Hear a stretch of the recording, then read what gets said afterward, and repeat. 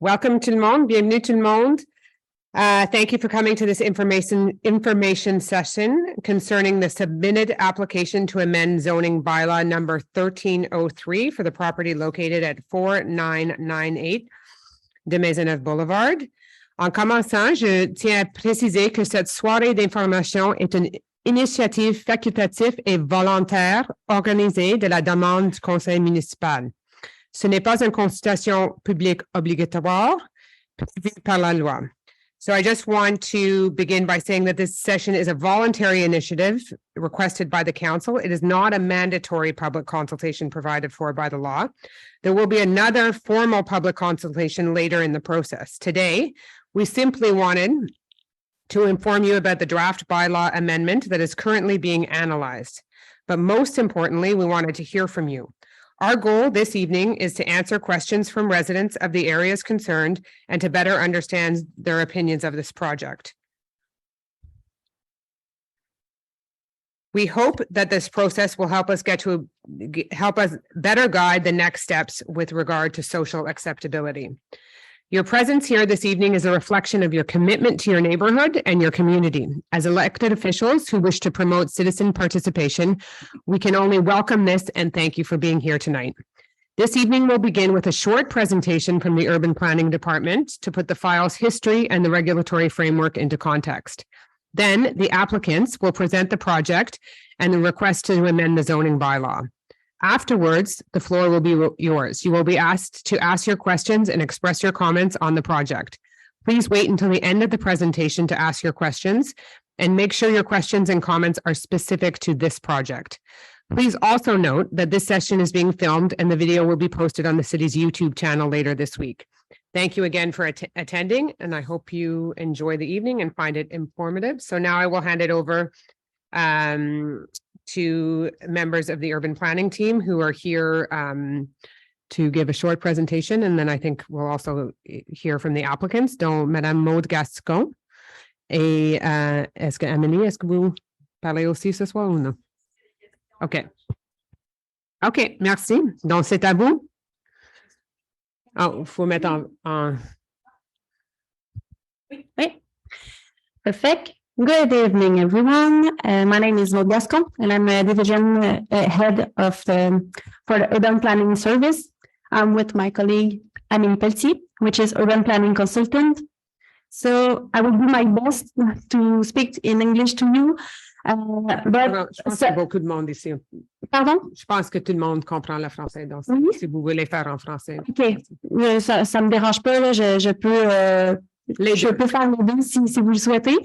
I will try to speak English, but if I have some trouble with certain words or expression, I will maybe I will switch in French. So that let me know if I'm not clear, if you have some trouble to understand me.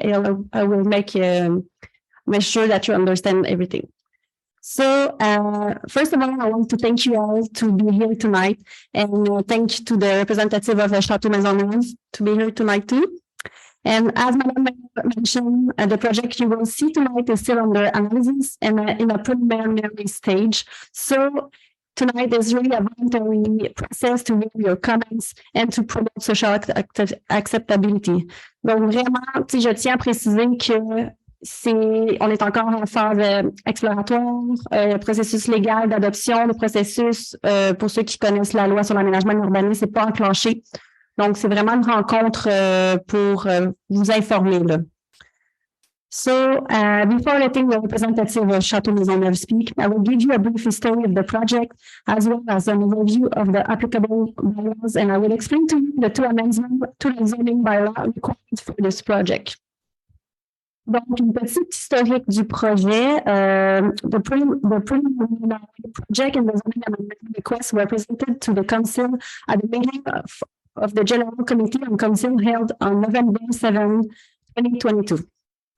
Donc, à ce moment-là, le conseil a demandé aux demandeurs de venir présenter leur projet de façon, comme je mentionnais tout à l'heure, préliminaire, vraiment pour voir un petit peu les commentaires des gens autour du site, donc 49-98 Maisonneuve, Et vraiment, c'est ça, recueillir les commentaires et expliquer un petit peu le projet en tant que tel là, et les demandes de modification au zonage.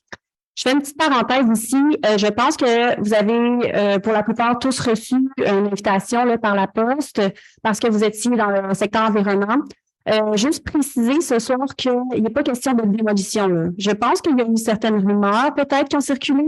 Je tiens juste à préciser ça. Le site, l'immeuble ne sera pas démoli. C'est vraiment une demande de modification au règlement du zonage. Donc, il n'y a pas de démolition de prévu. Là. Donc, juste vous rassurer à ce niveau-là.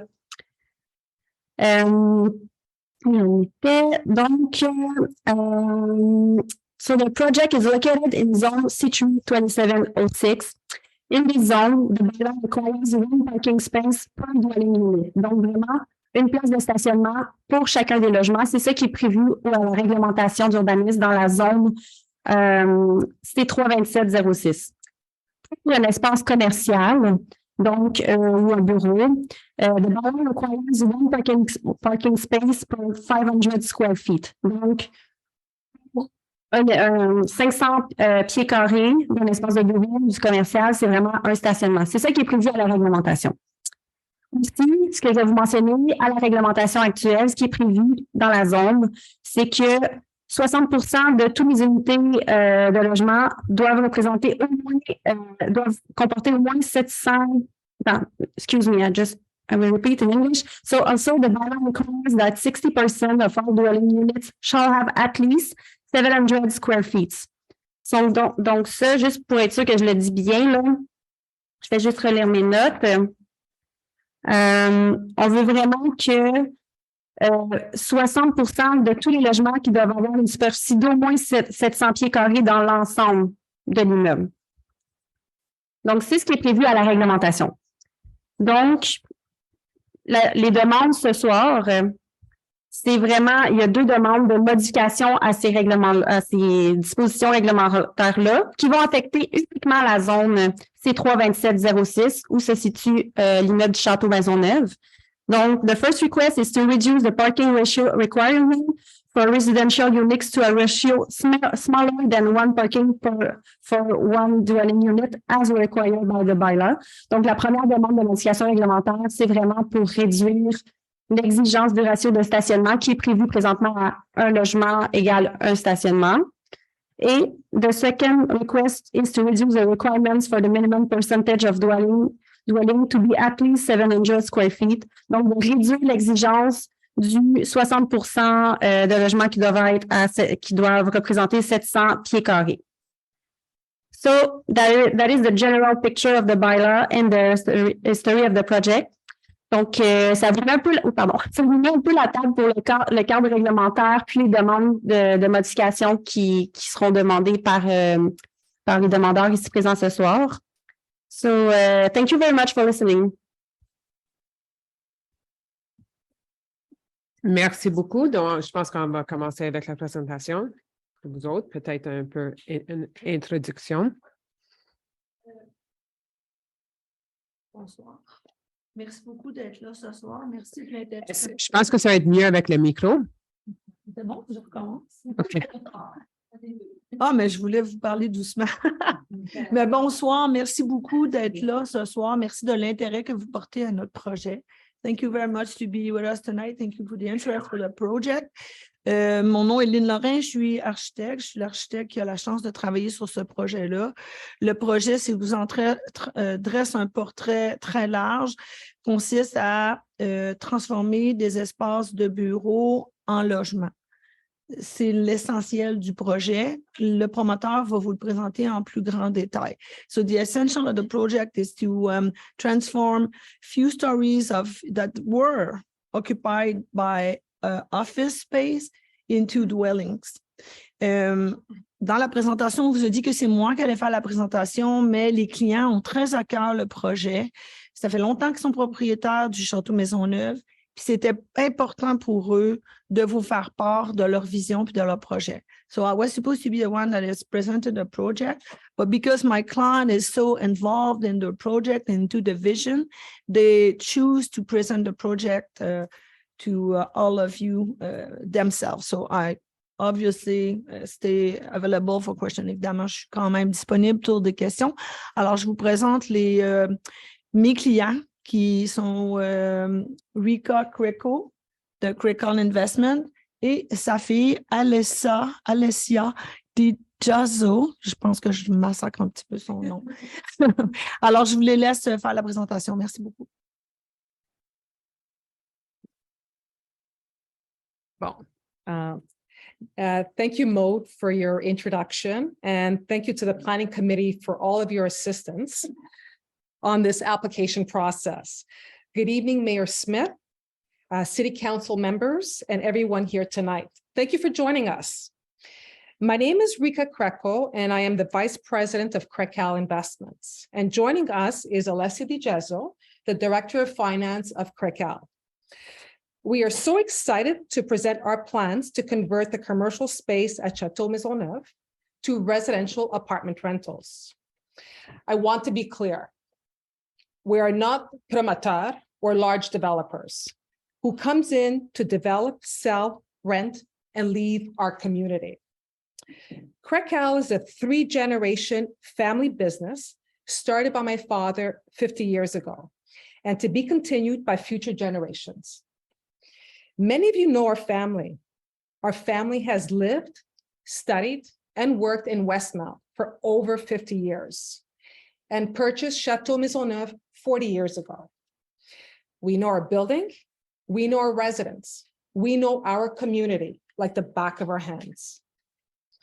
We understand the importance of maintaining the distinct Westmount character while simultaneously meeting the changing needs of renters today.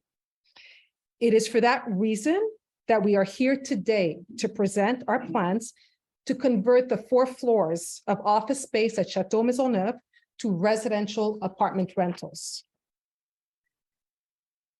Next slide. Tonight, we will be discussing Château Maisonneuve and its history, the realities facing us today, and our proposal to add 102 residential units. As Maud explained to you, we have received positive feedback from the Planning Committee with our plans meeting all bylaw requirements, with the exception of the unit mix and the parking ratio. Both of these items will be discussed by Alessia in today's presentation. We will conclude with the benefits our proposal has for our community, and we will finish with a question period. For context, Château Maisonneuve is located on the corner of de Maisonneuve and St. Catherine. The surrounding neighborhood is residential, comprised of single-family homes, duplexes, and other multifamily dwellings. The building is well serviced by the commercial zone located along Sherbrooke Street with pharmacies, groceries, other local retailers, as well as Westmount Park, our community centers, and Vendôme Metro Station, which is only a 3-minute walk from our building. The recent completion of the McGill University Health Center has also been a critical addition to our neighborhood and is located just behind our building. The building itself was built in 1967, just in time for Expo 67. Its original conception included 2 distinct lobbies, providing separate access to the commercial and residential renters. The floors 2 to 5 contain the commercial offices, and the floors 6 to 16 contain the existing 243 residential apartments. The penthouse 17 and 18 contain the common area amenities, including a beautiful indoor heated pool. The building is also serviced by 3 floors of underground parking, as well as an outdoor parking area for a total of 350 parking stalls. Since the construction of the building, the configuration has not changed, despite the fact that the realities of 2023 have changed significantly.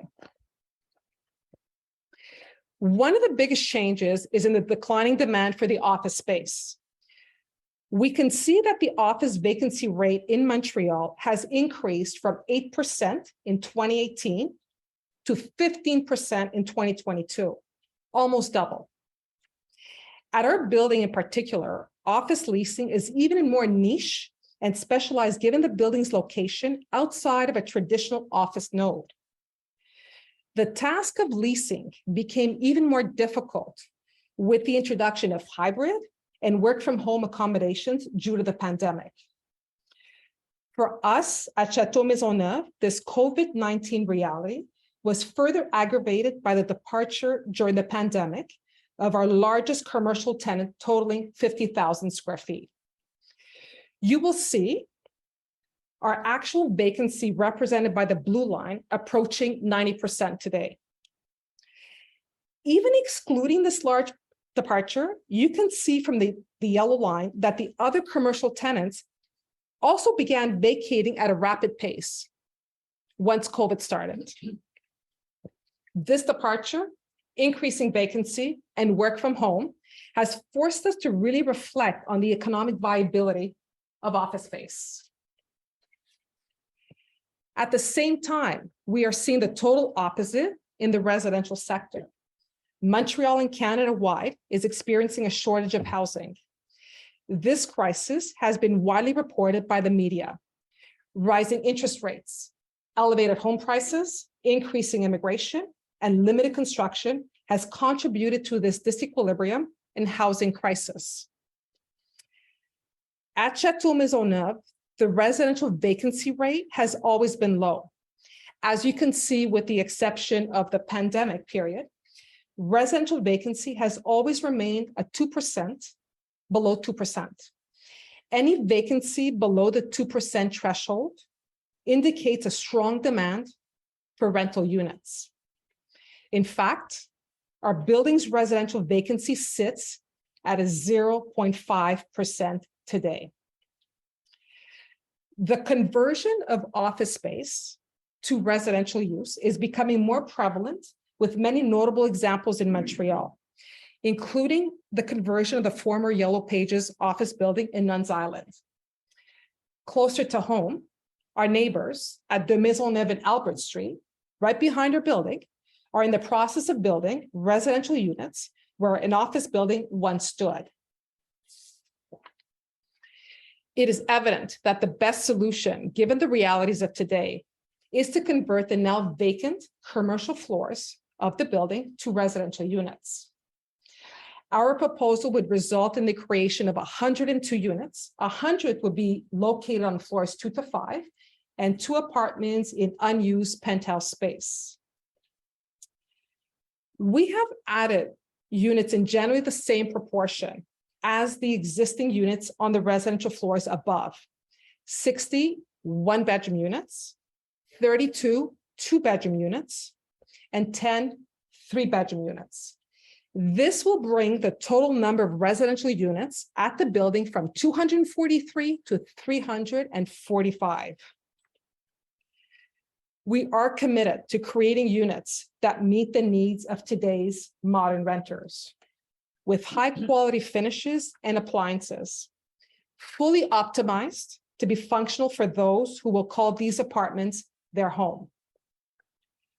You will see the unit sizes of our new apartments, which range from 550 square feet for the 1-bedroom to 1,140 for the 3-bedroom units.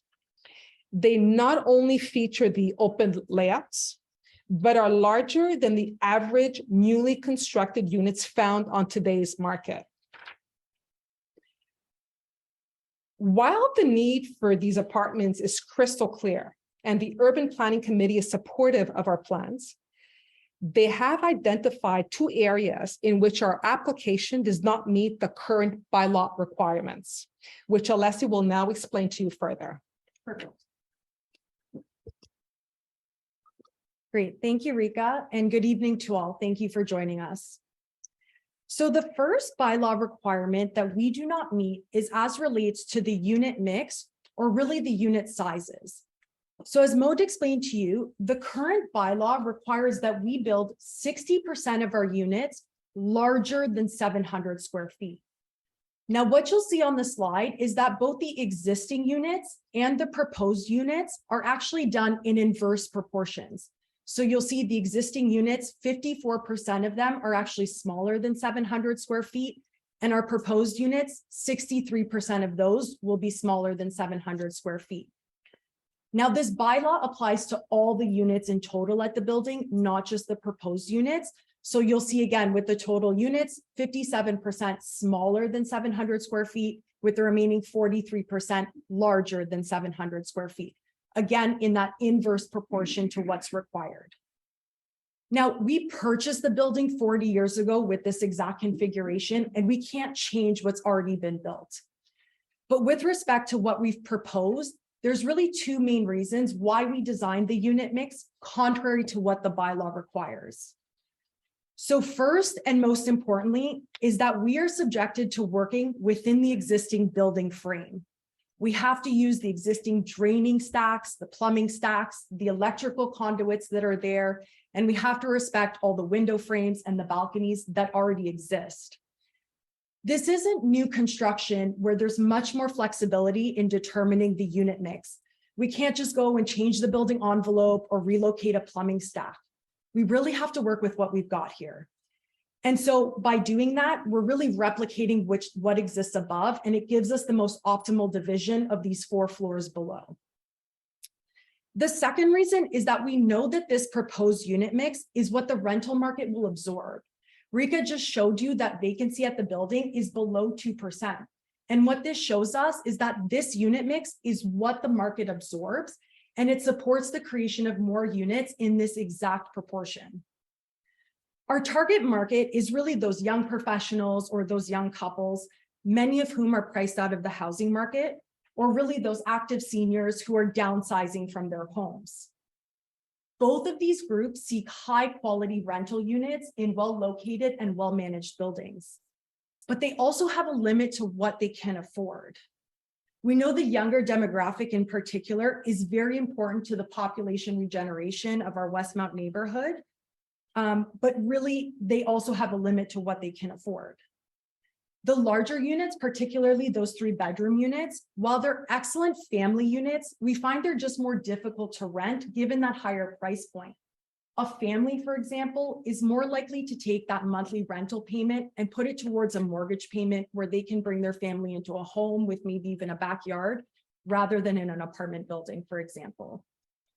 Really, what I'm trying to say is that this suite mix is really that sweet spot of what the market can afford and what it can absorb. So the second item that was raised is really the parking ratio. So again, the current bylaw requires a 1-to-1 ratio, meaning 1 parking stall for every 1 apartment in the building. With the new 102 units that we've proposed, we therefore need 345 parking spaces. So let's look at the parking situation at Château. We have, as Rika said, 3 levels of underground parking garage with 274 spaces. On the outside parking lot, we have 76 spaces located in the inner courtyard of the building. Many of you are residents and you know this, but for those who may not, we actually have so much parking at Château that we operate this exterior parking as daily public parking for everybody to use. So at 350 spaces and 345 required, you may be saying, well, where does the problem lie? So for the purposes of our discussion tonight, I'm using just 1 floor plan of 1 level of underground parking, but I'm always referring to the 3 levels underground and the exterior parking. It's really just for illustrative purposes. So despite the fact that we have 350 spaces, the city actually only deems 244 of these spaces as conforming. Some of our spaces at the building don't comply because they may not meet the width requirements or the turn radius requirements. Based on these 244 conforming stalls, it puts our parking ratio at 0.66 to 1 with the new units instead of that 1-to-1 that's needed. But if we go back all the way as far as 2017, we know that our residential tenants on average only lease 122 spots of our parking. That's 50% of the conforming stalls and really only 35% of the total parking available. Therefore, we respectfully disagree that that 1-to-1 ratio is necessary, given that on average, only half of our tenants ever request parking. And we expect that the new tenants will only require parking at most at this 50% uptake ratio. But for argument's sake tonight, let's assume that every single one of our new tenants requires parking. That means we'll need another 102 stalls, which represents 42% of the conforming stalls that we have. And it leaves 8% or 20 vacant conforming stalls. But this doesn't take into consideration the 106 vacant stalls that we will still have, that despite the fact that they are non-conforming, are still totally usable. In the 40 years that we've owned Château Maisonneuve, at some point or another, we have leased each and every one of these stalls, and we know that they're all usable. And so despite this technical non-compliance with the bylaw, what we see from this analysis is that there's really more than enough parking at the building. In fact, this perpetual underutilization of parking has always historically allowed us to lease parking spaces to the community. Really, that's why we created that exterior parking lot. And even with these 102 new tenants, we expect to be able to continue to provide this parking option to the public while still having more than enough parking for our tenants. And even at that, we really don't believe that even 50% of the tenants will require parking, given the declining propensity to own a car. Eliminating the expense of a vehicle, especially in today's inflationary environment, or the declining need for a car because of work from home arrangements, or really just an increasing focus on environmental sustainability, have all reduced our dependence on cars.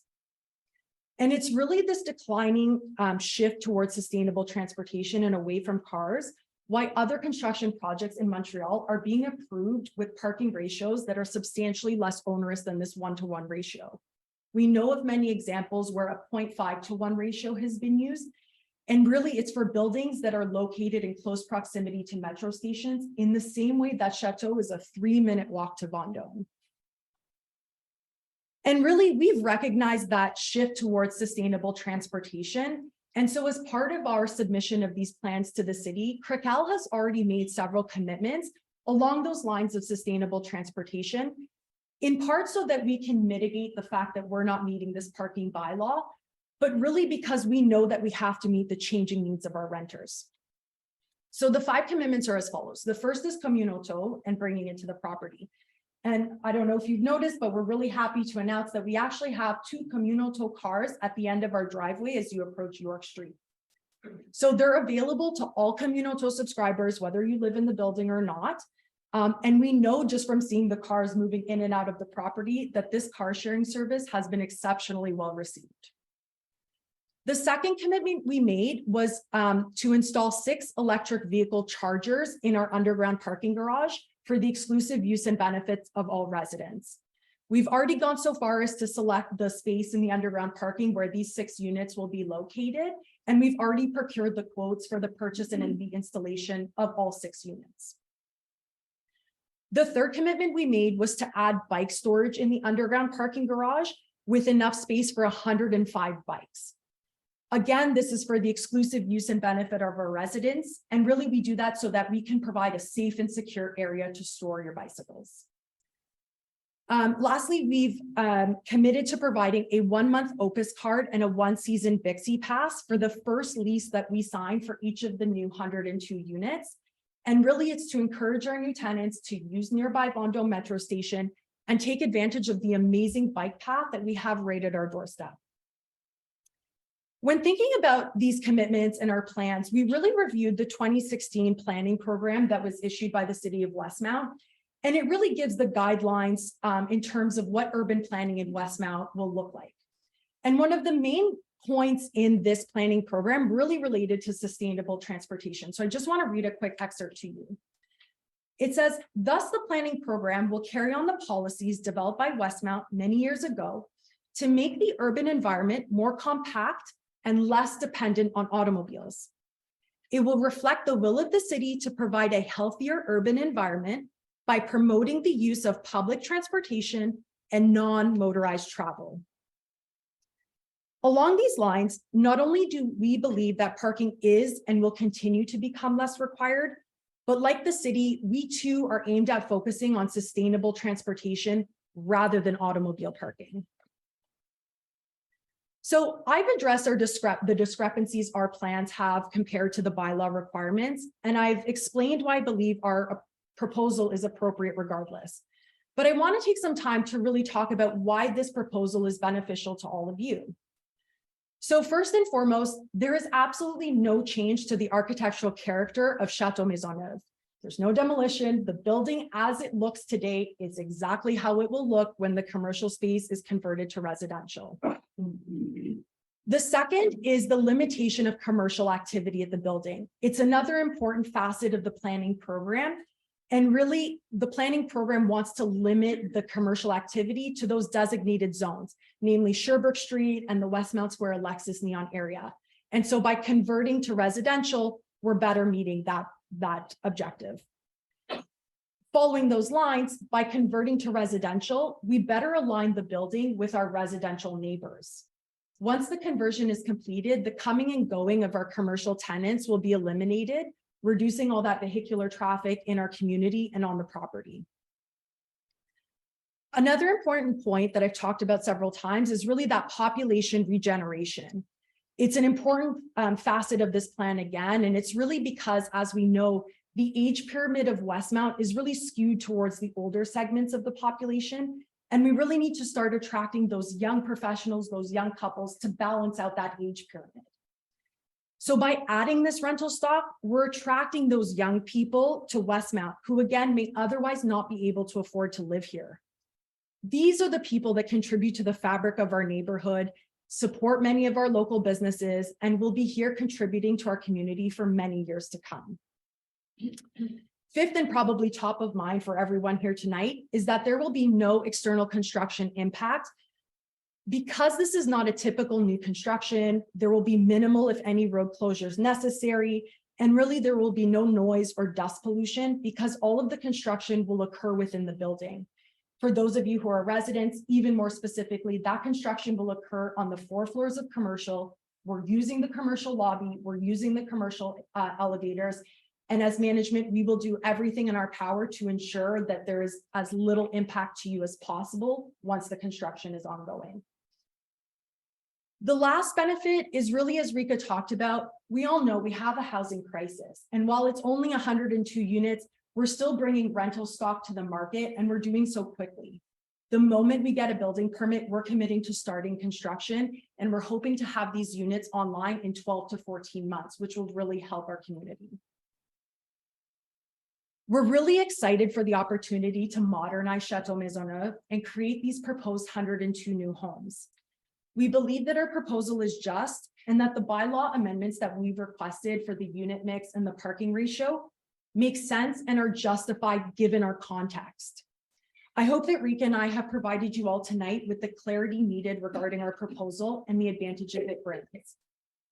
We, like many of you, have no plans to leave Westmount and really just want to make our community better. We're now here to answer any questions or concerns you may have. Thank you.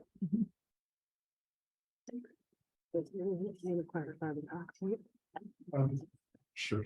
Just Councillor Peart just wants to clarify one point, and then we're going to hand it over to questions. Just for the benefit of everybody here, you use the term planning committee. It kind of has a special meaning here because that refers to our PAC, and it's not the urban planning department. The urban planning department is the administrative side of things. And I believe that's who you were referring to when you were talking. Our apologies. Okay. So it hasn't gone through the. So it hasn't process gone at this through the point. PAC process. So I just want to make sure that that's clear for everybody.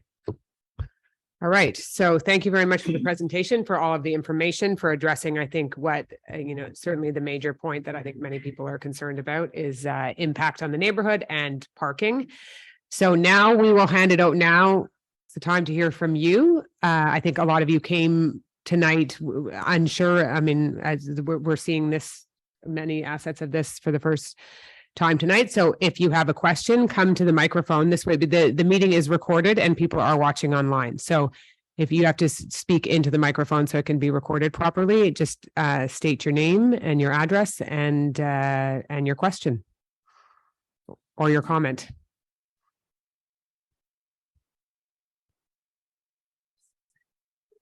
Okay.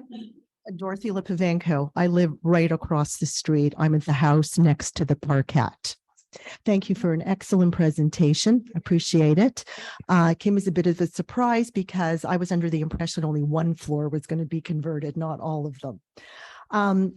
Madam Mayor, how many questions are we permitted at the Well, mic? why don't you start with one question and then we'll let others ask their question, and you can have a question and a follow-up, and then we'll move on to the next person. And if there's time, we'll certainly allow you a second question. Okay, I'm curious about the balcony configuration. Well, first of all, let me just ask you, when is this starting and when do you think you're going to be starting, and what are the hours going to be? Really the $1 million question. I mean, this is really the first step, you know, like Rika explained, we lost a large commercial tenant, the commercial component isn't working. And so we really had to start pivoting and saying, what can we do with this space in our building? And really, we know that residential is the thing to do. We have to follow the process.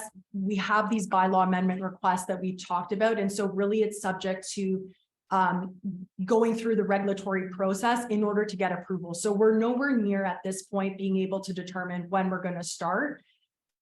You know, it's in our benefit, of course, to complete construction as soon as possible, but really it's up to the committee and everybody else as we go through the process. And at that point, we'll be able to determine when we start. So you don't know when you're I'll just ask this to follow up quickly. Are you going to be working on weekends? Or is it going to be just during the week? At this point, I can't speak to the construction schedule. Really, truly, this is so very preliminary. We haven't gone into the nitty-gritty details of construction. We're here with our idea. We're here to present it to the community to say, is this something that's acceptable to all? We have these 2 bylaw amendment requests that have to be approved. And then we'll start getting into the nitty-gritty details of all the other things that come with the construction and the marketing and bringing these units to market. Okay. So any project that does take place in Westmount is obviously has to adhere to the Westmount's bylaws on construction, which obviously address weekend construction as well. And the reason that these 2 like specific aspects are being brought forward is because they're asking for a zoning amendment, which requires public consultation and an input from citizens, which is citizens have an opportunity to, I mean, I don't know if we want to walk through all of those steps at this point, if that's preliminary, but in terms of petitioning to open a registry, and then eventually if you do get as many numbers, if you want to head towards the referendum stage. Oui, en fait, je vais peut-être juste ajouter, là, on n'est pas du tout à l'étape d'émission d'un permis, là. C'est vraiment très préliminaire. Donc, avant d'aller dans l'étape d'émission de permis, il faut d'abord que le conseil se prononce sur le projet qui est proposé, sur les amendements qui sont demandés. Ensuite, comme Madame la mairesse l'a expliqué, si on va de l'avant avec un projet de règlement, il y a des étapes prévues par la loi qui requièrent notamment une consultation publique. Et à ce moment-là, vous pourrez, si vous le souhaitez, vous opposer aux demandes qui sont demandées, qui sont proposées. Would you allow me to ask a question just regarding the construction, the configuration of the units? Because right now, is it my understanding every apartment has a balcony? Yes, correct. How do you propose on those floors to put, if you're looking at over 100 units, are you going to have to put in 70 balconies? No. So the commercial floors actually already have balconies. When you look at the facade, the building But looks you're dividing it up. We're not. So that was the point I was trying to make, is that we're stuck with using the same proportions as above, which is why we can't meet that bylaw requirement of 60% of the units being larger than 700 square feet, because we have to respect where those balconies are. I can't cut the balcony in half. I can't start moving windows. That's part of the limitation of this not being brand new construction. I got to work with what I got, which is the windows where they are, the balconies where they are. We really can't change it. And so that's why the layout of the units is proposed in such a way that we're using where the existing lines are. You're not adding any. We're not adding any, exterior- no. And that's what I was saying at the end. There's really zero change to the outside of this building. The way it looks today is the way it'll look as soon as this conversion is done. There's really no changes to the exterior. Thank you. Thank you so much.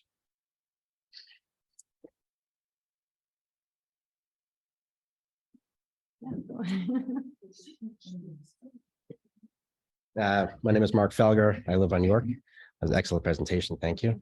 It's a left field question, but I see there's a lot of small units. Is there a restriction on Airbnb in your apartment building? So you know what? It's a very good question. We deal with this all the time in our management, and we are absolutely adamant that we do not have Airbnbs in our apartments for many, many reasons, but mainly to ensure that our residents are safe. We don't want random people coming into the building, in and out of people. We know all our tenants. Sandra's here tonight, she's property manager. She knows probably each and every one of her tenants. We monitor Airbnb websites to make sure that nobody's taking advantage. And we really try and crack down so that we can create the best living environment for our residents. Okay. And just as an assurance to the city, this building is in a separate zone unto itself. Is there a zoning restriction that could be placed such that Airbnb or short rental units cannot be added to the apartment to give us added comfort? I don't know exactly the answer to that. If we can apply that to specifically to, I'll leave that to the urban planners, Yeah. but certainly taking note of your concern about it. Have a seat. Thank you, Chair. OK. En ce moment, Falls within the régime du logement, so we also go and petition there as well, right? So there are protections. en ce moment, les hébergements touristiques, en fait, sont pas permis sur tout le territoire. C'est certain que faire s'il y a des gens qui ont un Airbnb actuellement, c'est sûr que c'est pas évident pour nous de pouvoir légiférer actuellement, étant donné la complexité, mais sur tout le territoire, nous, on ne permet pas actuellement l'hébergement touristique. Donc, ça serait pas permis. Il ne pourrait pas faire une demande pour avoir des hébergements touristiques. Yeah, in theory, the challenge is monitoring it in terms of online marketplace. Hi, my name is Catherine McKenzie and I live at 220 Prince Albert, which is on the corner of Prince Albert and York. And I look at your parking lot and hear many, many noises from there. And unfortunately, I've been, I think, in the center about 70% of the construction in Westmount since we moved into this house. But anyway, I don't think I heard in your presentation, which was excellent. Thank you. What the ratio that you're actually asking for in terms of parking is. We know you want to reduce it, but you want to reduce it to what? Yeah, so it's 0.66 to 1 based on what we've proposed today. Like I mentioned in the presentation, currently it's really at what we need is really 0.5 to 1 because we've seen that really only half of the residents actually request parking. And so the 0.66 that we have meets the 0.5 that we know is what will be required. But it's 0.66. Okay, and does that change allow you to eliminate the outdoor parking? No. Or you need to keep the outdoor parking to meet because that? When we talk about parking, we always talk about the 3 levels of underground and the exterior parking, all as one quote unquote parking area. Okay, so this change wouldn't allow for the possibility down the line of just eliminating the outdoor parking and say putting up another building on the parking lot? No. And that's really not our intention at all. I mean, the building is maxed out on its footprint. We're not here to be adding small units in the parking lot. We like the parking. We like what it does for the community. Really, all we're asking for tonight is to take the 4 floors of commercial in the building and just put apartments where commercial once was. That's all we want to do. Okay, but I think it's looking ahead to if we agree to make those changes, or if we don't protest you making those changes, that they don't have unintended consequences down the line. Don't forget right? that if we start building on that parking, we further start skewing that parking ratio out of our favor anyways. And Right. truly, I can assure you, we have no intentions of building on that parking area outside. All we want to do is add units inside the building. Okay, thank you. You're welcome. Thank you for your question. Are there any more questions from the room? And then I think we'll turn to council questions. Good evening, Mario Licaldari, 308 Grosvenor. I welcome the idea of adding residential units here in Westmount, substituting office space. I think that's a real plus, as well as reducing the number of parking spots available. In fact, I think I would encourage the council to actually be very aggressive, because we want to encourage public transit. We don't want to favor additional parking spots. So I think that's positive.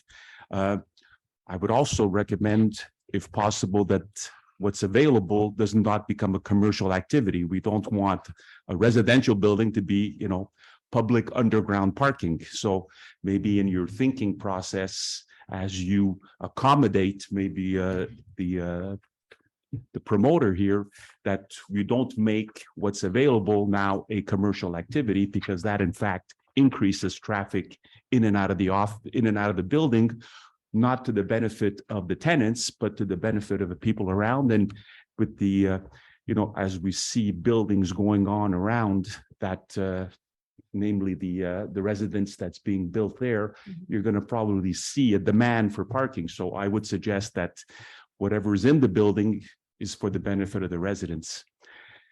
With respect to the outside, and I don't know the process, if the promoter is asking for concessions, what does the city ask for as benefits? What does the city ask for as benefits in terms of, are some of these units allocated to the elderly? Are some of these units allocated for affordable housing?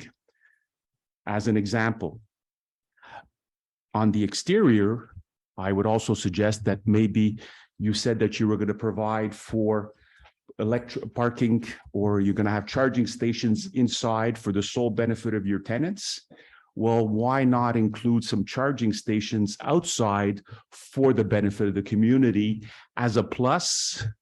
So that would be an addition, and that would be a benefit without taking away from from your outside exterior parking, but that would benefit the people around, giving them additional space and an opportunity to have electrical charging stations.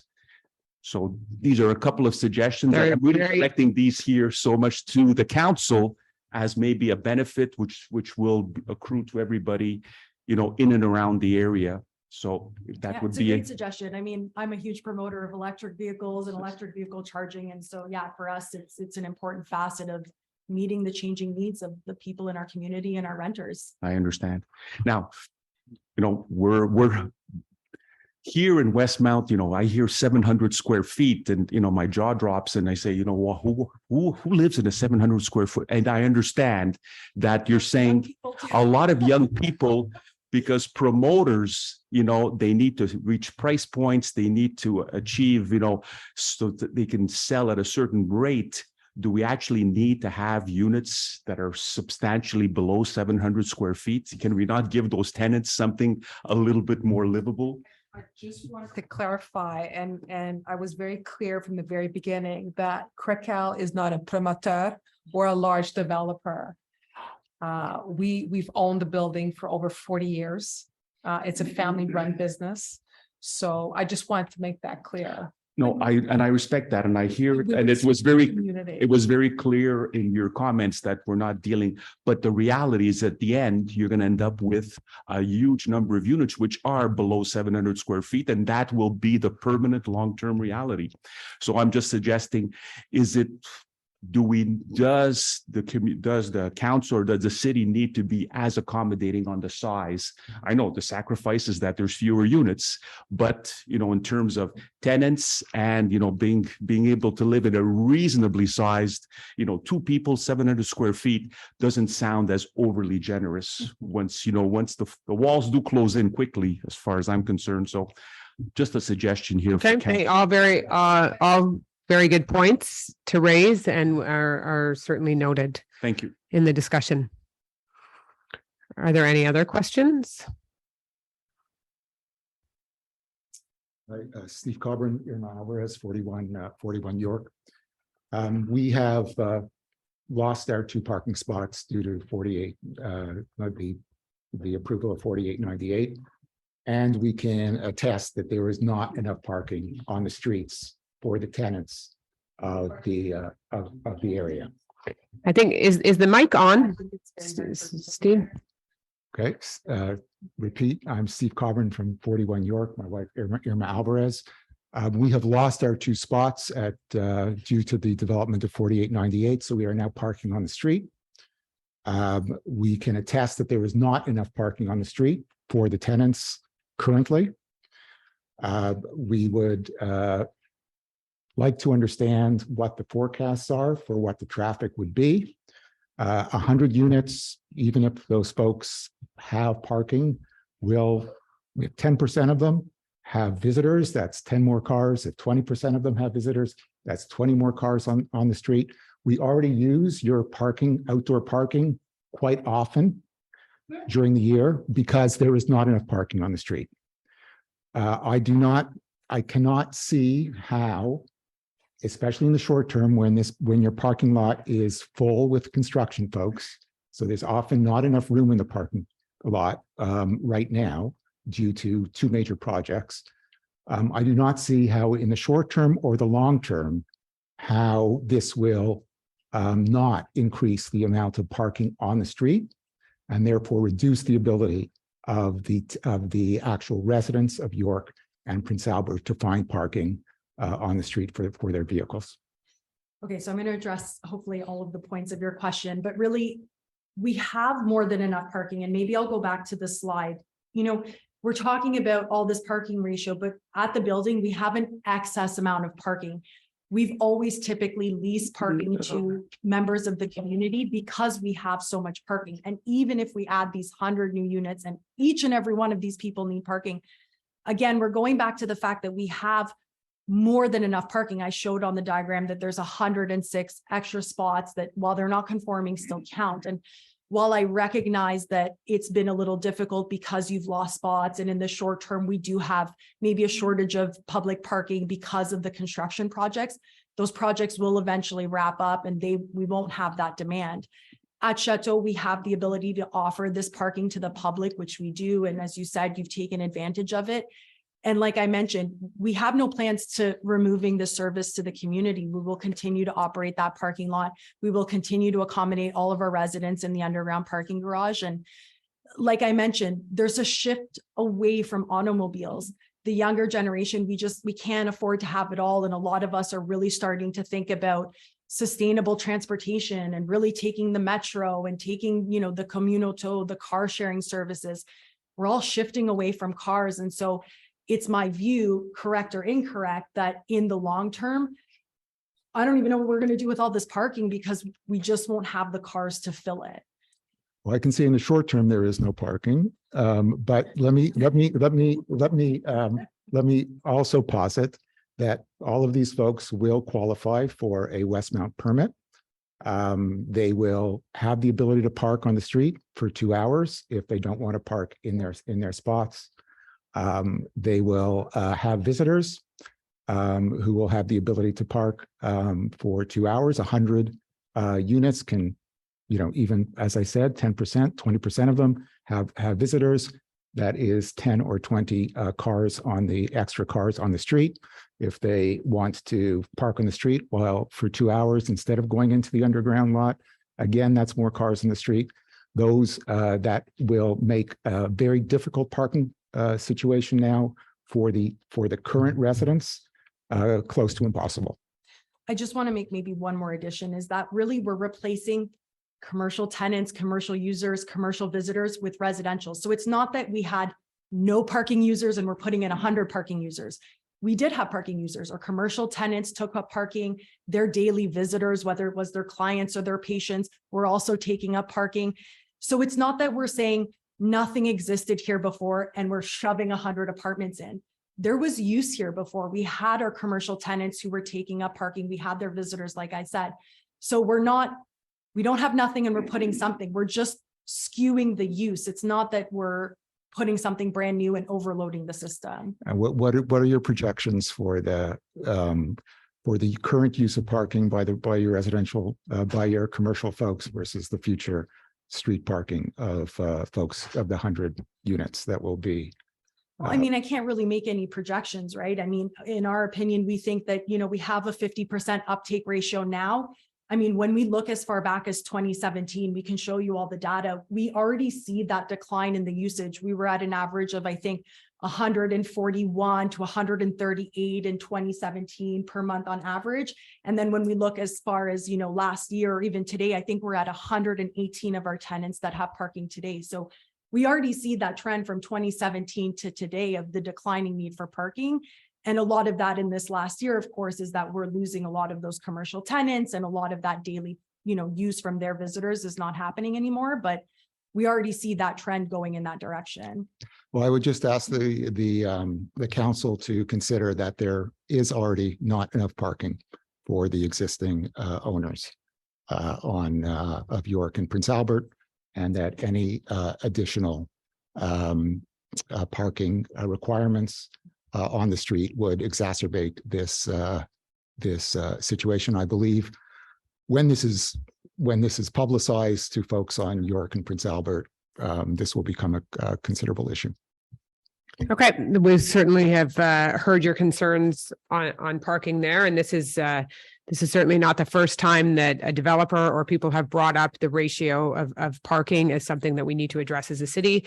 And you see this across North America right now as cities are moving away from the 1-to-1 ratio in any new build, certainly. Eliminating them altogether. And in many communities eliminating them altogether.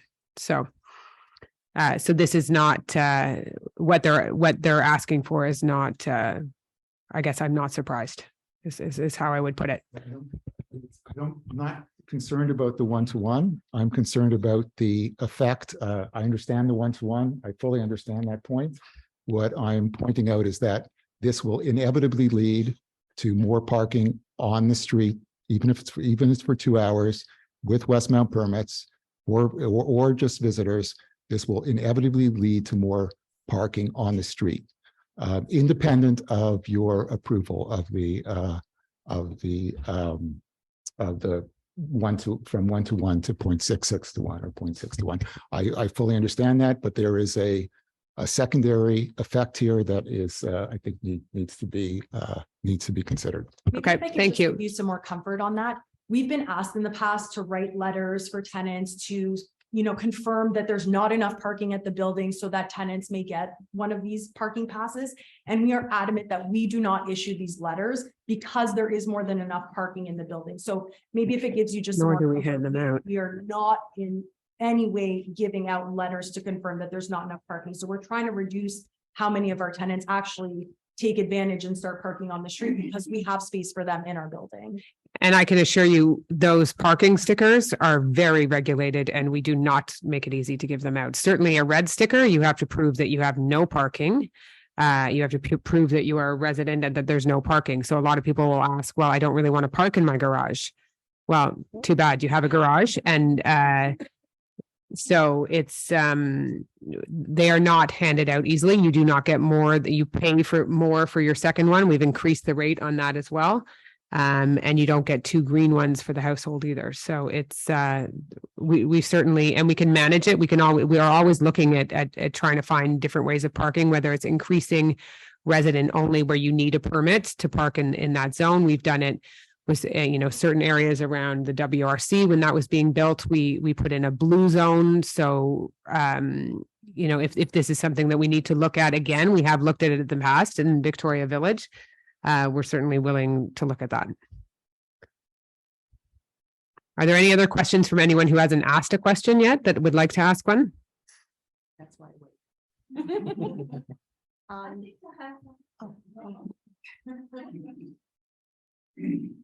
Sorry, it's always too tall.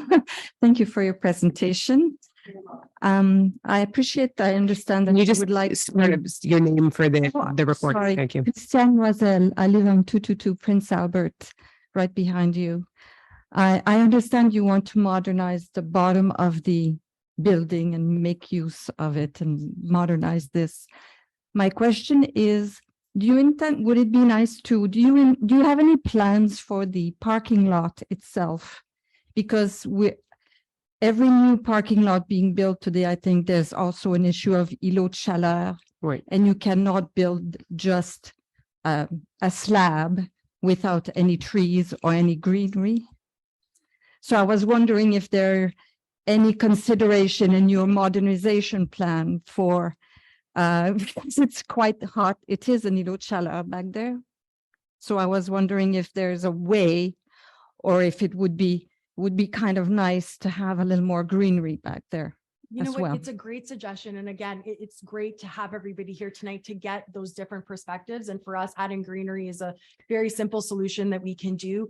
We're not changing anything on the outside of the building, but we can certainly I go ahead understand and try that. to, add some greenery to. I understand that See. the concern would be that maybe greenery would take the space of some cars, but I think there may be a way I mean, we have a plan. I'm sure I'm sure your architect is designing parking lots, and you can't put a slab and not put greenery anymore. Yeah. So I'm thinking, while you're at it, You know what? Well taken. We will definitely Okay. take it into consideration.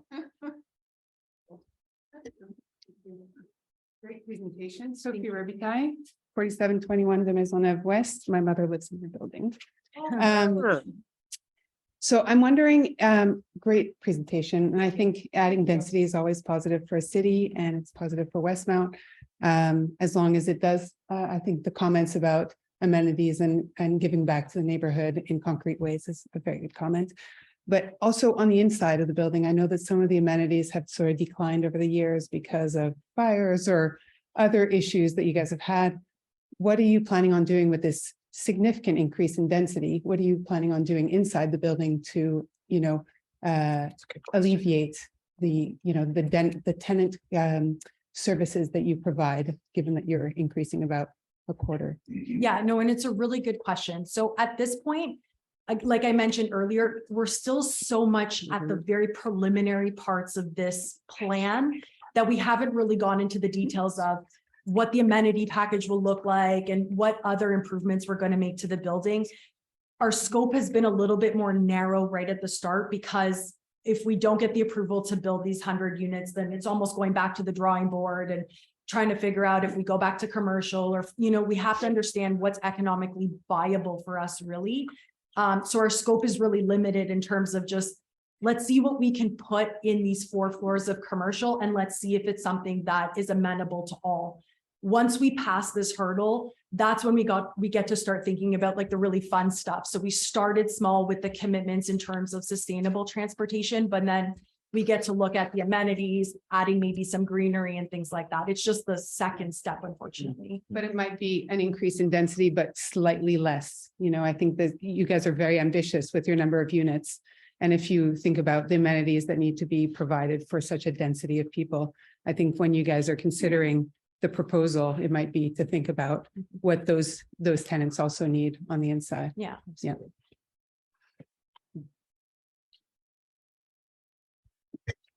Another question, Mr. Felger?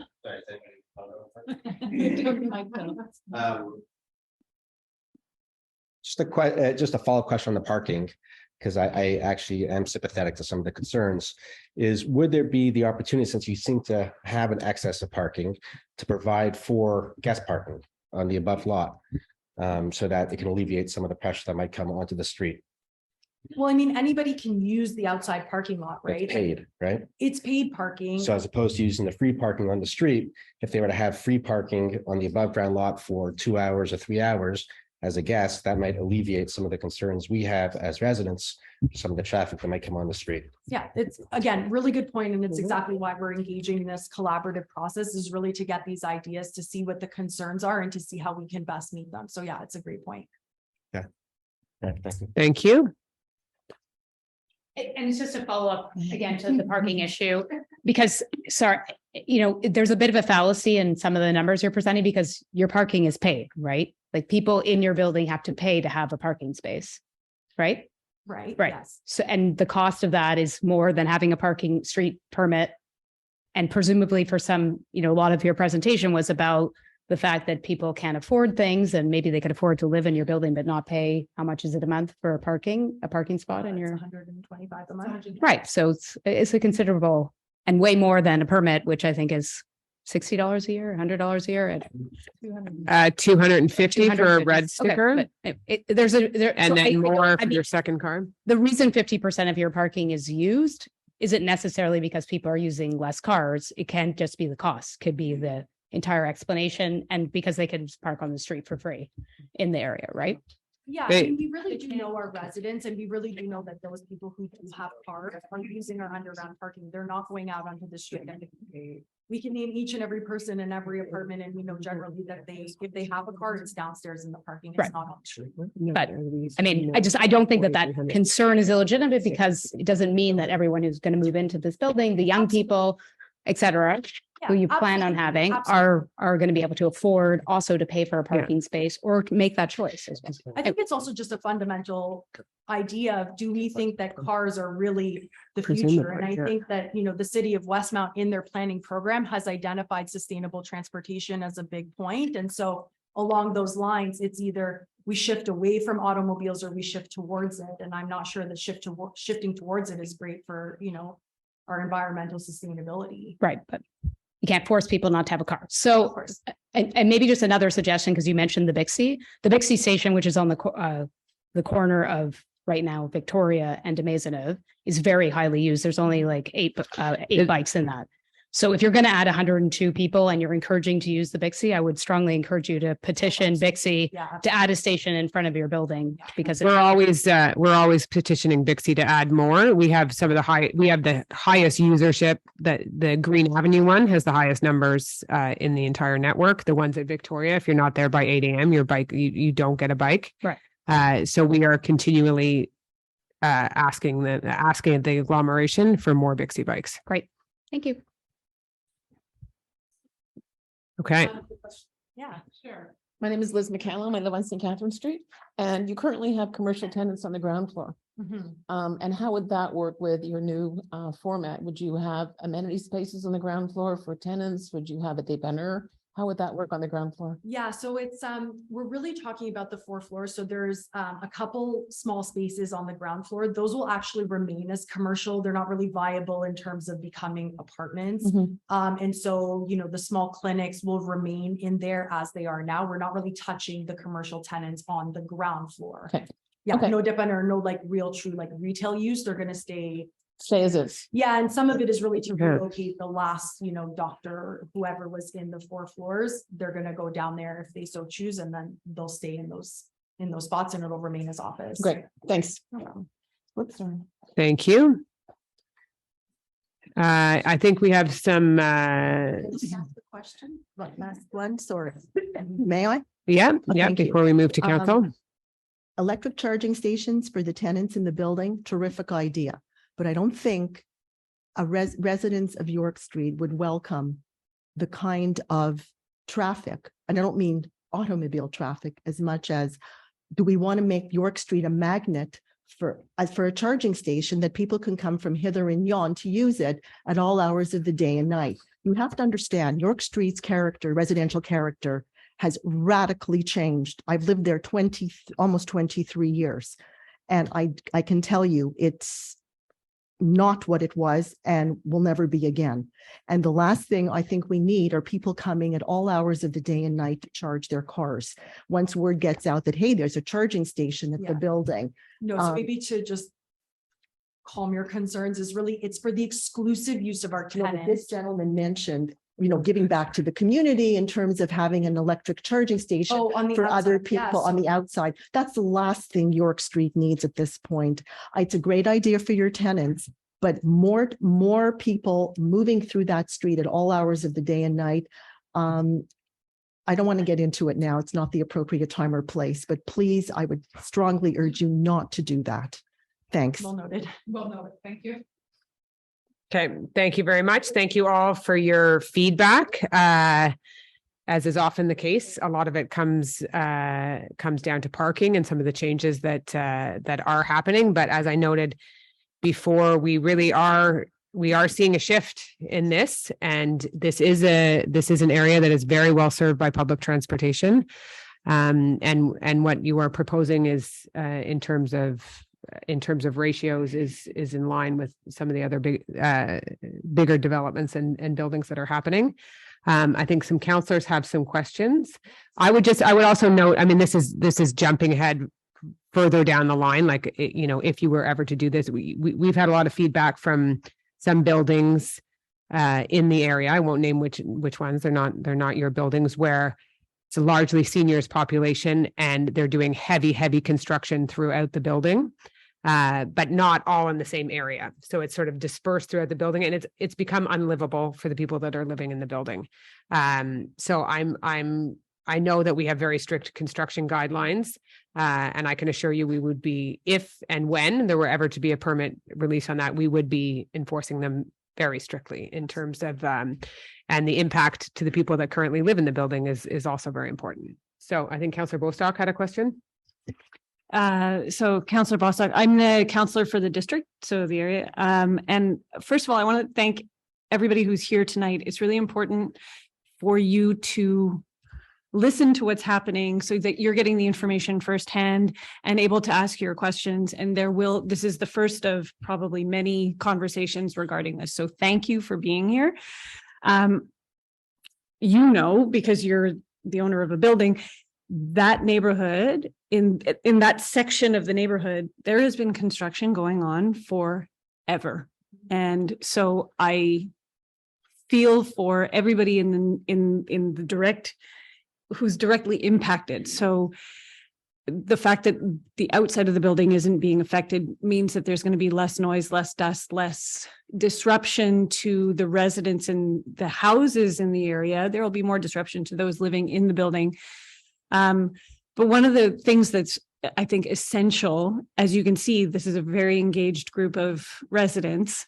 It'll be really essential that you communicate with the residents who live in the building, but equally to the residents who are impacted by trucks, by construction plans, by the concerns about when things are going to be happening. The communication component is going to be paramount to you having a nice experience. For me, the tick marks, as you were talking, my brain was sort of, the bike parking. I love the bike parking. I think that's great. The car sharing parking, the adding of that is great, because I know that a lot of younger tenants are not buying cars. And this is a conversation that we have a lot at our traffic meetings, that we don't have enough space for car sharing. So that's a huge bonus. The public installation of charging stations is something that we're looking at citywide. And that is something that I think, managed well, can be something that will be beneficial to everybody in the community, because there are some residents on neighboring streets that don't have parking at their own house and don't have anywhere in the neighborhood to charge their electric vehicles. So that means they're not buying them. So there's communication that would be there. I did have we do have a housing shortage. We all know that. And, but there's also a huge affordable housing component, and the gentleman over there mentioned it. It would be wonderful if there could be an allocation of affordable housing somewhere in there. I think, we want people to stay in our community, and we're pricing them out. Even though you're making smaller units, I think it's really important to allocate to families that could benefit from living in our community. And so to look at that would be really a nice component to things. And it's a way of giving back to the community in any way possible.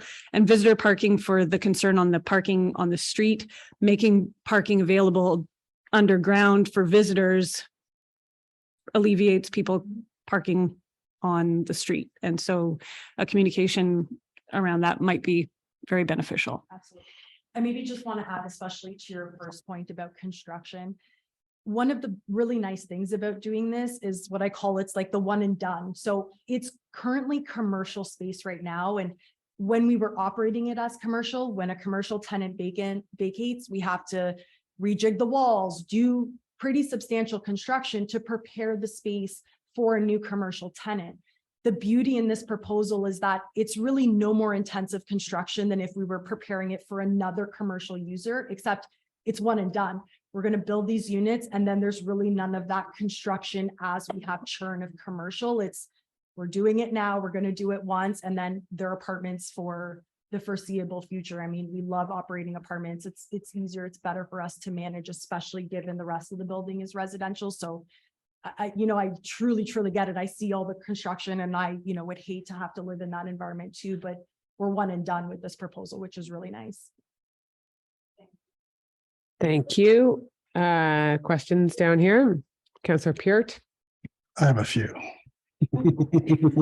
I will start out by saying this is one of the better, if not one of the best presentations that I've had the pleasure of sitting through.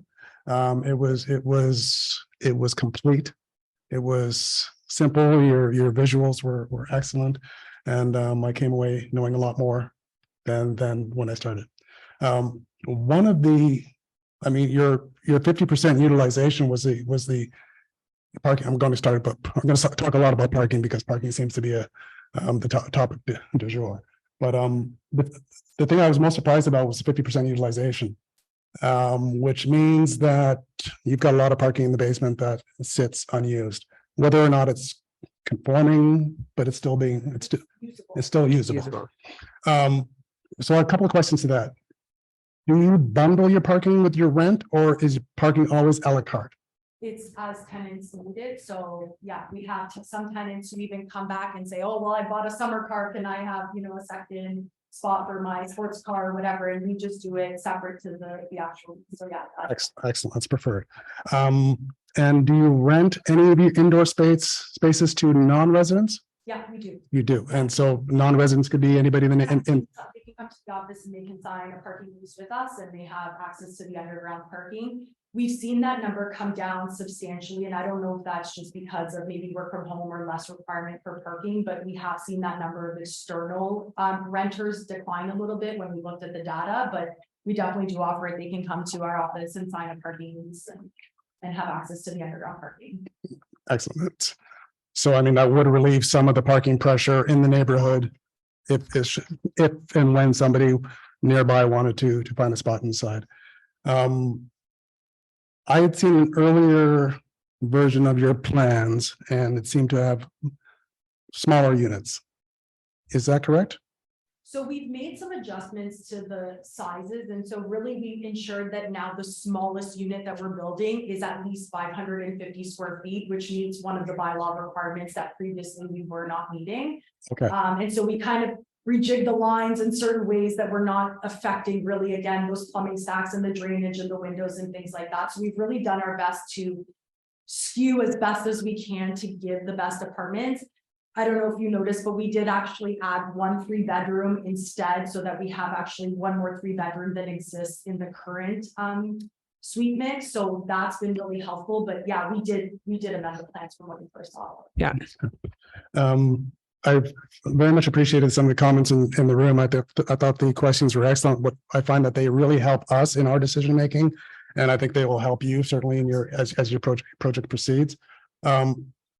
The question the gentleman asked about the chargers, and I'll be transparent. I don't share the same aversion to chargers as resident expressed earlier. We've had in the neighborhood, because as Councillor Bostock has said, certainly on Burton, Winchester, and Somerville, it is our area in which it has the highest street parking demand, because there are very few properties that have parking. And that means that if you have a car and you're parking on the street and you want to transition to EV, your options are limited. And we've had residents who are just saying, I would transition, but I've got nowhere to charge. We have charging stations in the Victoria lot. We have charging stations at the library. We have charging stations at Green as well. But the reality is, those are the trickle charges, the slow charges. If you want to charge there, you're sitting there, you drop your car off and you leave it there for 8 hours, 9 hours to charge. That doesn't really meet the demand where it means that car is parked there for 8 hours. That means somebody else can't use it. Fast chargers, however, mean that you can get in, get out while you're sitting in the car. I would think that would be something that could be very attractive to residents in the area. And that would mean that you could come like a gas station, you come by, you fill up, get in, get out. Is that something that you would be amenable to as a potential give back to the community? Yeah, absolutely. I mean, we started within the context of what, we call the low hanging fruit. We know that it would be something that would benefit our residents. And so adding 6 inside of our parking garage for their use is really a no brainer for us. And they're level 2 chargers, what we've asked to be quoted on. So they're those rapid chargers, you're in and out in about, a couple hours. That would be level 3.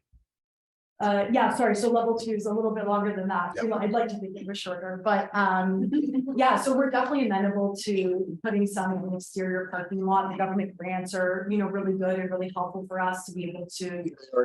They are extremely generous right now. In Quebec, yes, they are. So, it's always part of this collaborative experience of saying, okay, is this something that people need and want? And if it's something that the community really needs and benefits from, we're here to listen and we're here to take in everything and really try and make everybody as happy as possible to, make sure that we're bringing these 100 units to market and, really utilizing the space of Château Maisonneuve at its highest and best use.